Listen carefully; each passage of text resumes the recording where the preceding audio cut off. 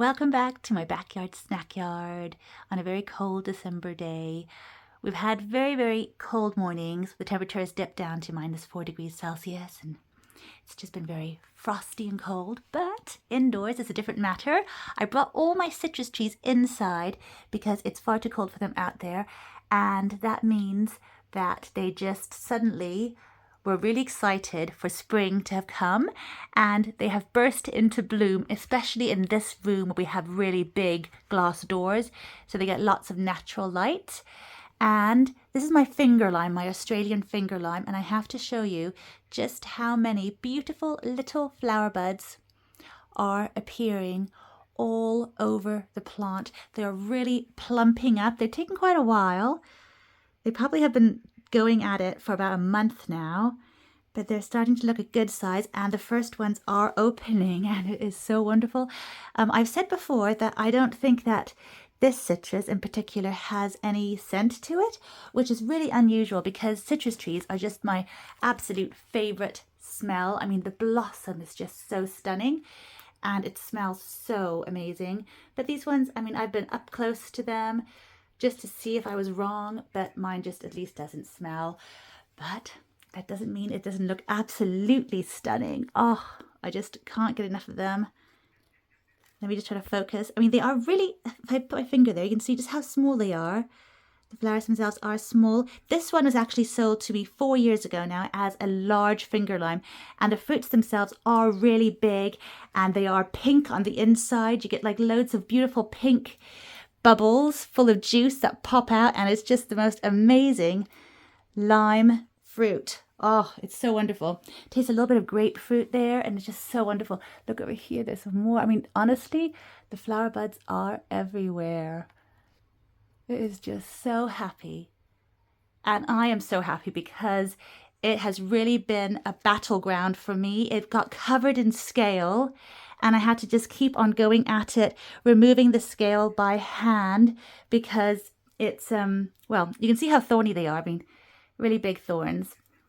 So I do like to keep it sort of out of the way where people won't stab themselves. It's crazy, but it's definitely, I mean, it's the first citrus tree that I decided to get once I moved over here. I had grown lots from seed back in Denmark before I moved here and had to leave them behind, and I was kind of like over growing citrus trees until I saw this one and thought, oh my goodness. Because also we can't get the fruits here in supermarkets. I've never seen them available, and I just love them. So much fun. Yeah, so it's doing really well. I still am giving it a winter feed. These guys, when they are in flower, it's really important not to overfeed them because that can cause them to have like blossom drop or even fruit drop once the fruit sets. And I find it super important, in my experience, to hand pollinate them. I mean, obviously now the plants are indoors and, you know, there aren't any insects buzzing around. That would be worrying if there were. It's very cold as well. So I go around with my little paintbrush and just give them a little bit of a pollination there. And when I don't do it, I don't get any fruit. Even during the summer when there are insects out and about, if I don't come with my own little paintbrush, for some reason, I don't get fruits on those particular flowers. They just fall and that's it. So I don't want to waste them. And so I do it. And people say you can just do it once. I always do it several times because I do come in usually daily and just check on them. And I like to give them a spritz, not every day, but you know, they really do like having a good wash, lots of rainwater, just keeping those leaves really hydrated because I keep the pots themselves on the dry side in here. I've just given it a bit of a drink, but it hadn't had a drink for a while. And of course, when it's so busy flowering, it does want to not completely dry out. But these kind of plants can be quite prone to root rot too. So you want to not overwater them as well. But there are lots of little ones, and because the flowers are so small, it's just important to get in there and check and see which ones are open so we don't miss any. It's going to be so much fun to see just how many flowers and fruits we're going to get. I've probably had, I think the most it's developed at one time has been about 20. So maybe 25, because it does really produce quite well. And you can see how big it is. I'm not sure if you can see how big it is. There's a bit of light coming in now. But when it was having all the issues with scale, I had to cut the canopy open a bit too. I did some quite heavy pruning and just opened it all up, created more airflow, and it's really happy now. So am I.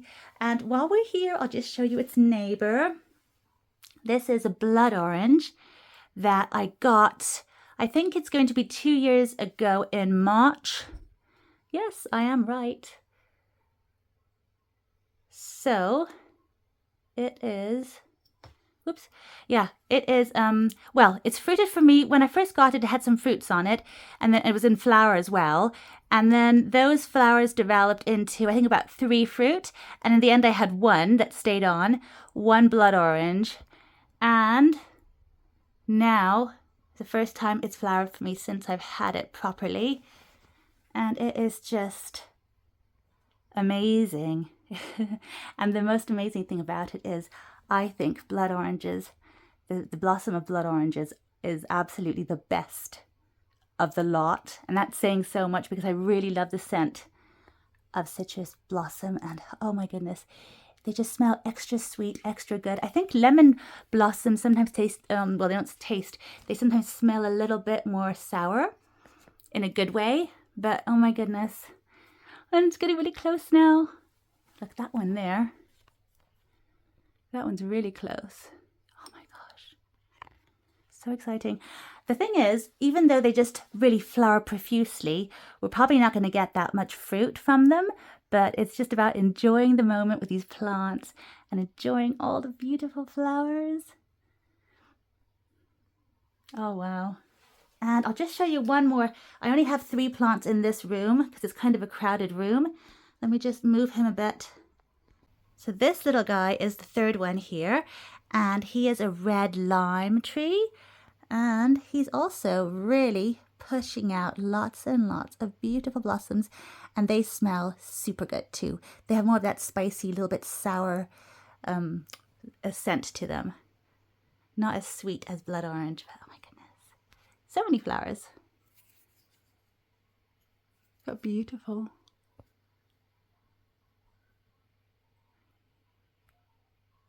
This one was actually slightly neglected by me this summer. I put it in almost like a dark little corner, well, out in the garden, obviously. And it just sort of looked after itself, pushed out a few flowers. But I think now that it's indoors in this nice winter lighting, it's just really enjoying itself. And it is really doing so well. So there are so many flower buds here. And hopefully get some more fruit. You see, the fruits look like this here. And my favorite thing to do with my lemons and even with my oranges now is to, apart from eating them just as they are, it's to salt them or cure them in salt. Look, I have one of those little stickers. There are a few bugs out here, not too many. But yeah, I love to cure them in salt. And these ones here have a little bit of a orangey flavor to them too. And of course, when you cure them in salt, you can really use up the peels for all kinds of dishes, and it just adds a really lovely flavor. So yeah, they're really nice to use in that way. They're kind of a sour orange, really.